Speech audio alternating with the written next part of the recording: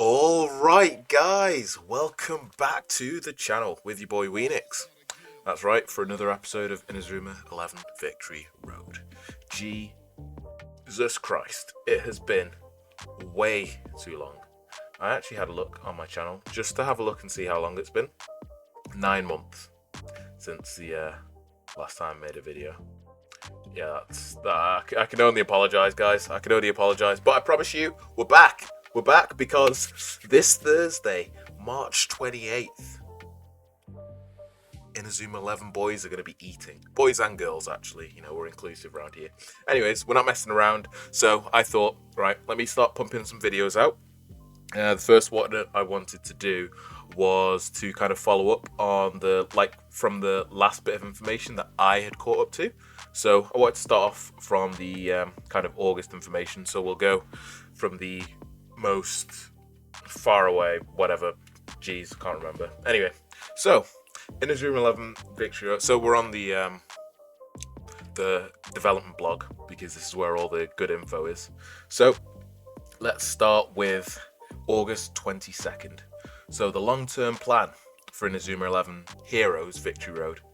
So Hino wants it to be something that can be played for a long time. I think he already said before that he's aiming for at the minimum, a 5-year time span for play. So anyway, when adjusting Inazuma 11's latest work, conscious of the origin, but game mechanics in this game industry have evolved much since then. Players have, in order to give people a sense of the Inazuma 11 style, we decided the system itself, they've changed up for the most part, kept some of the stuff the same. So I guess we can kind of play it like a normal football game, but then we can also still use stylus if we're playing it handheld mode. So anyway, stuff that they've added into this new system. Focus. So in the middle of the game, there's not just a matter of options, but a system that requires situational judgment and action. So I think there's a video we'll watch after we've walked through the this development blog that kind of shows this in practice a little bit. So player skill, strength, data, and luck, all that good stuff. And then what else have we got? The zone. So we will change the battle in front of the goal, so you'll be able to think about what kind of shot to take, but also how to attack. Yep. So I mean, to be honest and transparent, I have kind of looked, so I am up to date on all of the info, but I still want to go from the beginning, from where I missed up. So what else have we got? We got scramble, a systemized version of the battle for the ball that occurs in actual soccer. It's a system where you can choose whether to keep the incoming ball or make a direct head pass to a nearby player. Yeah, that's pretty self-explanatory. And then the tension gauge is interesting. So starting this time, there is no individual TP, which is actually kind of sick. It does change the game strategically. And techniques will be used using a tension gauge or gauge shared by team members. Tension builds up through focus during a match and is consumed when using techniques. In other words, managing this tension and using it efficiently is the key to victory. So this is so good now, because then, as opposed to oh, I've just got a player that's got a hell of a lot of TP, I've been effectively coordinating my team using the focus stuff, and now I've got enough tension to just run through someone. Anyway, long-term management plan, the V plan, played for a long time. Yep. And then online play, which is the best feature that Victory Road has, to be fair. So new mode. This time we are planning to include a mode that will not only allow players to play against each other online, but also allow players to participate in Football Frontier, where players will compete against each other for the championship. Mate, this is so sick. It's literally having rankings as well. This is so good. It's so good. It's like Pokemon, and obviously you got to work your way from Pokeball tier all the way to Master Ball. Stuff like that is so good. Yeah. As for the, let me go back. So this must have been a dream of every Inazuma 11 fan. Agreed, Hino, agreed. We are still considering how to compete, but anyone can participate in the preliminary round and earn points by competing freely. Oh my gosh. Mate, can you imagine how sick it would be to go to an actual Inazuma 11 tournament? Oh, mate, that sounds sick. Qualifiers will be determined based on play evaluation points. As for the top level finals, I think the competition time will be decided and competitors will gather at that time to compete. Mate, you guys are not ready for me to be the greatest Inazuma 11 Victory Road player of all time. I will play nothing else other than this game. Zelda, gone. Pokemon, gone. Dragon Quest, gone. Anyways, seasonal players, or what the rest, what's this? Tournament management by season, seasonal players and eternal players. I still don't really get it. I kind of get this, but I don't. So Football Frontier is held in season. One season is scheduled to last 2 to 3 months. Football Frontier is not designed to win just by developing the best players through long hours of offline play. Teams participating in Football Frontier must consist of at least 6 seasonal players and 5 eternal players. Seasonal players are players who are only released for that season, therefore it has to be regrown from the beginning of each season. On the other hand, up to 5 eternal players, that is, strong players who have been trained in advance. Players collected in other modes can participate. Well, this explains it a lot better, doesn't it?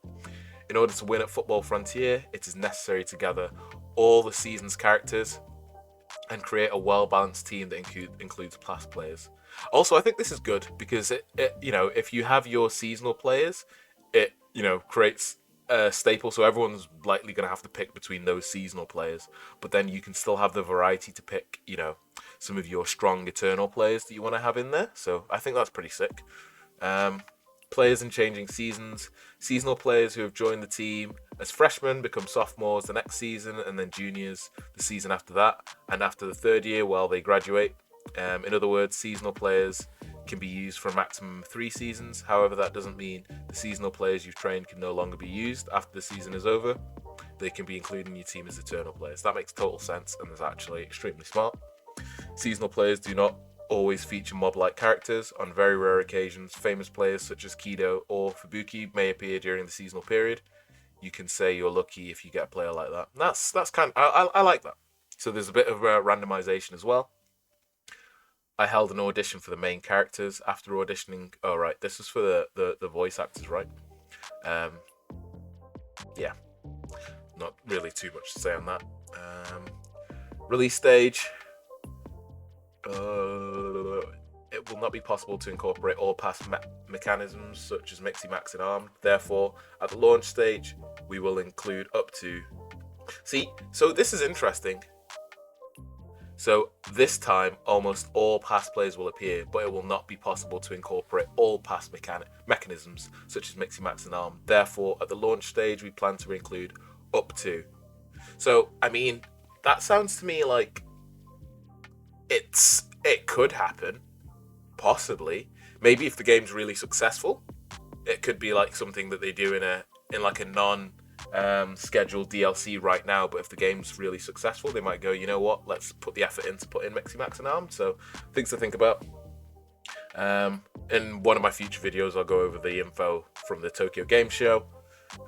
Newly announced character design. So they've got Kisoji, Reika, Kameo, and then a couple of these outfits, and then the Skeezer as well. So I mean that's pretty good information so far. Especially like a bit more elaboration on like kind of basically ranked and how that's going to work, the changing seasons and players. I think that's a good mechanic. And then, like I said, we're going to watch this next video and it'll kind of explain a little bit further how this is going to play out. So,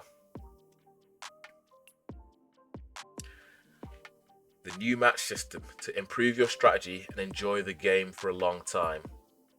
So, midfield. At one time I thought this was a good match system, but after playing for a long time to just adjust the texture, users decided to play longer to acquire their favourite players and strengthen their teams. I'm sure it will be. But I've come to think that if the only elements of this match are this, it might get boring. So we started thinking about introducing a new system that would make the game full of surprises and discoveries, and make the effort spent playing more rewarding. The first thing I noticed was the midfield. Here the player had a few choices, and the choices didn't make much sense. In this game, where the players are developing, the player development is the real thrill. It's more important to enjoy the feeling of your character developing and becoming stronger. Midfield players who form the midfield must firmly... Oh, this is a lot of waffle. So basically, In the midfield, they develop focus to make it more interesting. Makes sense. Special move become a special move. In Inazuma 11, the image of techniques was that it was natural to use them, as if it's not a loss to use them. However, for this story, it would be difficult to improve the story if the worldview of techniques are commonplace. So I wanted to change the techniques and use them when it matters most. Alright, okay, so that's why we have the Tenjin Gorge, so it's not just, you can just chuck out moves whenever. It has that feel of still normal football, and then when it's absolutely necessary, that's when you bust out a special move. That actually makes total sense. You know, and I guess yeah. Honestly, I think it does make sense, because you see a lot of that in the actual game as well, don't you? Not every single engagement with the, you know, your opposition, I guess, has to use a special move. Sometimes you might just blaze past them. The zone, which is just kind of like the cool plays in front of the goal. Yeah, we'll get into that a bit more when we watch that video. Team building system. Long-term plan. I like hack and slash. Does this even make any sense? Mate, translations for Google are so terrible sometimes. This allows the entire team to build a build, depending on whether or not... Alright, so this is like, basically your team composition is actually really important now. Having a certain amount of kind of people in there will affect like passives for the entire team. I don't know, maybe Hisatsu tactics as well. So there's going to be loads of different combinations, which should mean that there shouldn't just be one standard, oh, if you pick this team and these players, you win. Because in theory, having this kind of special effects based on like team comp could also mean that you can kind of counter build and counterplay certain teams as well if you're like inventive enough, which I think will be really good for the long-term health of the game. Okay, so this time I'm not talking about the best story ever, but I'm confident the content is very good. Development is near the end, yep. I mean, to be fair, the story doesn't need to be super amazing, but the content is like the main thing. So anyway, let's watch the video. Kind of breaks it down a little bit better. Alright, so we'll go in with the English version, or at least English subtitled.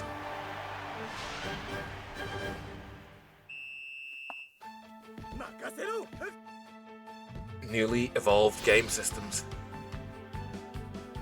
So, what can we see here? This is kind of, is this the focus? I think so. Mate, the moves look so clean, honestly. It's looking extremely clean. And so, this is where you have to scramble, break, quick action, activate special actions during specific plays. So depending on whether you get to the side of the person rather than directly in front, seems to affect how, I guess, easily you can break past them, yeah, exactly. As you can see right there.